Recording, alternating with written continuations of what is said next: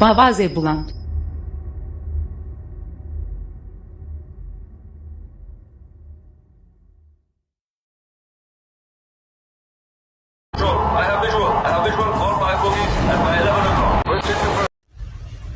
السلام علیکم ناظرین، آپ دیکھ رہے ہیں یوٹیوب چینل، میں ہوں بلال حسینی۔ ناظرین، خوش فہمی ایک ایسا مرض ہے کہ جب تک اس مرض میں مبتلا کی خوش فہمی ہوا نہیں ہوتی تب تک وہ مرض اس کی جان نہیں چھوڑتا۔ انسانی تاریخ میں خوش فہمیوں کی ایک طویل داستان ہے۔ ایک دو مثالیں آپ کے سامنے پیش کرتا ہوں۔ اللہ تعالیٰ نے ہاتھیوں کے لشکر کو ابابیلوں کے ہاتھ مروا کے ان کی خوش فہمی ہوا کی۔ جنگ بدر میں آپ دیکھ لیں، کفار ہزاروں کی تعداد میں تھے اور مسلمان 313 تھے، اور کفار کو یہ خوش فہمی تھی کہ وہ ہزاروں ہیں، مگر جنگیں حوصلوں سے، جذبوں سے اور جذبہ شہادت سے لڑی جاتی ہیں۔ گزشتہ صدی میں آپ سب بخوبی جانتے ہیں کہ روس نے جو اپنے وقت کی سپر پاور تھی، اکلوتی سپر پاور تھی، اس نے اسی خوش فہمی میں مبتلا ہو کر افغانستان پہ حملہ کیا، مگر تاریخ نے دیکھا کہ جو افغانیوں نے اس کا حال کیا، اکلوتی سپر پاور کو دم دبا کر بھاگنے پر مجبور کر دیا۔ امریکہ اس میں مبتلا تھا خوش فہمی میں، تو جب امریکہ نے افغانستان پہ حملہ کیا تو وہی امریکہ ہے جو ہماری ترلے کر رہا ہے، ہماری منتیں کر رہا ہے کہ جی ہمیں طالبان سے ہمارے مذاکرات کرائے جائیں۔ تو یہ خوش فہمی جو ہے وہ بڑی بڑی طاقتوں کو، بڑی بڑی سلطنتوں کو، بڑے بڑے بادشاہوں کو ذلیل و رسوا کر دیتی ہے۔ ایسی ایک خوش فہمی ہمارے ہمسایہ ملک بھارت کو ہمارے بارے میں، جب وہ 600 ٹینک لے کر، ہزاروں فوجیوں کو لے کر ہم پہ حملہ آور ہو گیا۔ اچھا، اب یہ بات ہے کہ اس کا بھارت کو فائدہ کیا ہوگا؟ جب وہ 600 ٹینک لے کر، ہزاروں فوجی لے کر ہم پہ حملہ آور ہو گیا، اور خوش فہمی یہ تھی کہ ہمارے پاس اتنے ٹینک ہیں، ہمارے پاس اتنا جنگی سامان ہے، مگر جنگیں جذبوں سے لڑی جاتی ہیں، ٹینکوں سے نہیں۔ تو جب اس نے حملہ کیا تو اس کے ذہن میں ان کا پلان یہ تھا کہ ہم حملہ کریں گے اور اس کے بعد لاہور میں بیٹھ کر ناشتہ کریں گے، لاہور میں بیٹھ کر پائے کھائیں گے۔ یہ ناشتہ کرنے والی بات، پائے کھانے والی بات، تو ہم جو مہمان نواز لوگ ہیں، ہماری تو ابھی تک چائے مشہور ہے، بے شک آپ ابھی نندن سے پوچھ لیں، ہماری تو چائے مشہور ہے، اس سے پوچھ لیں ہماری چائے کیسی ہوتی ہے۔ ہم تو مہمان نواز لوگ ہیں۔ اگر آپ نے ناشتہ کرنا تھا تو آپ ہمارے پاس آتے، ہم سے کہتے ہم آپ کو ناشتہ کرواتے، مگر آپ مہمان بن کے نہیں، آپ دشمن بن کے آئے تھے، آپ گندی نظر لے کر آئے تھے، میلی آنکھ لے کر آئے تھے۔ اور جب میلی آنکھ لے کر کوئی پاکستان کی طرف دیکھتا ہے تو ساری دنیا کو اس بات کا پتہ ہے کہ پاکستانی اس کی آنکھ نکال دیتے ہیں۔ اصل میں آپ کا میڈیا پتہ نہیں آپ کی عوام کو کیا بتاتا رہتا ہے اس بارے میں۔ اکثر آپ کا میڈیا آپ کی عوام کو مس گائیڈ کرتا ہے۔ اتنی غربت ہے آپ کے ملک میں، آپ کو چاہیے بے روزگاری کے لیے، مہنگائی کے لیے کچھ کریں۔ آپ اپنا سارا بجٹ اپنی فوج پہ لگاتے ہیں اور رزلٹ کیا ہوتا ہے؟ زیرو۔ آپ نے دیکھا نہیں آپ کے ساتھ 1962 میں چائنا نے کیا کیا تھا، آپ کے ساتھ 1965 میں ہم نے کیا کیا، 1971 میں تو غداری ہوئی نا۔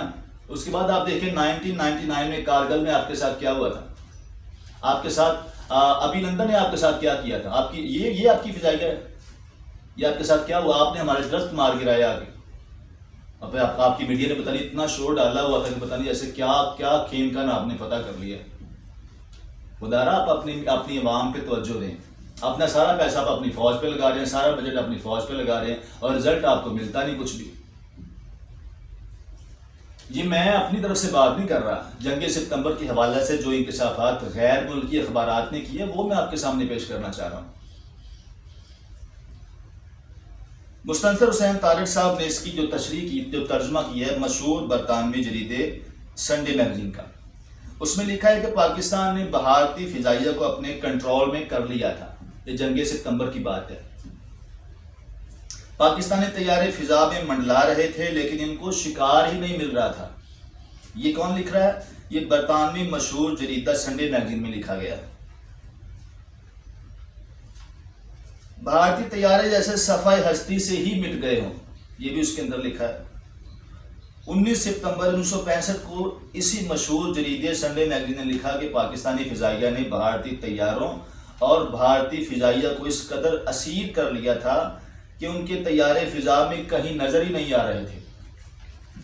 پاک فضائیہ فضا میں شکار کی تلاش میں نکلتی تھی تو ان کو کوئی شکار ہی نہیں ملتا تھا۔ بھارتی طیارے فضا سے بھاگ گئے اور کئی پاک فضائیہ نے مار گرائے۔ اب اگلی اخبار دیکھتے ہیں۔ بین الاقوامی شہرت یافتہ امریکی ہفتہ روزہ ٹائمز کے نمائندے لوئس کارلر نے 23 ستمبر 1965 کے شمارے میں جنگی ستمبر کے محاذوں کو اپنی آنکھوں سے دیکھ کر لکھا۔ وہ لکھتے ہیں کہ سرزمین پاکستان پر پاک بھارت جنگ کو شاید میں بھول جاؤں، لیکن پاک فوج کا وہ افسر جو مجھے اس محاذ پر لے گیا تھا اس کی مسکراہٹ کبھی نہیں بھول سکتا۔ یہ مسکراہٹ مجھے بتا رہی تھی کہ پاکستانی فوجی کس قدر دلیر ہیں۔ یہ کون لکھ رہا ہے؟ یہ بین الاقوامی شہرت یافتہ امریکی ہفتہ روزہ ٹائمز کا نمائندہ لکھ رہا ہے۔ جوانوں سے لے کر جرنیل تک کو میں نے گولیوں سے اس طرح کھیلتے دیکھا جس طرح بچے گولیوں سے کھیلتے ہیں۔ وہ لکھتے ہیں اپنی رپورٹ میں کہ جو قوم موت کے ساتھ آنکھ مچولنے کھیلنا جانتی ہو اس کو کون شکست دے سکتا ہے۔ برطانیہ کے مشہور اخبار کا جنگی وقائے نگار ایلفرڈ کوک بھی پاکستان میں موجود تھا۔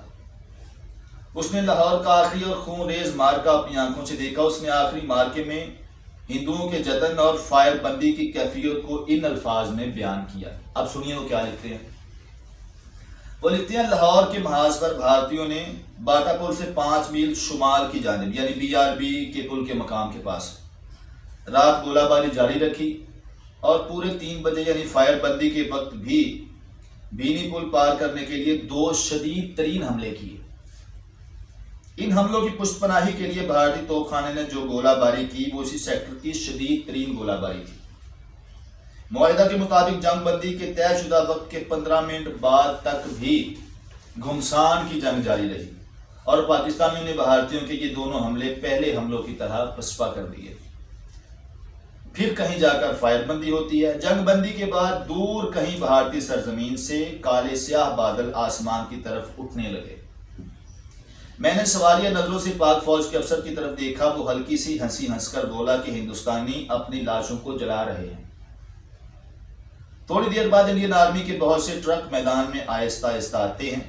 وہ لاشیں اٹھانے آتے تھے جبکہ پاک فوج کے پیادہ اسٹریچر اپنے جوانوں کی لاشیں ڈھونڈ رہے تھے۔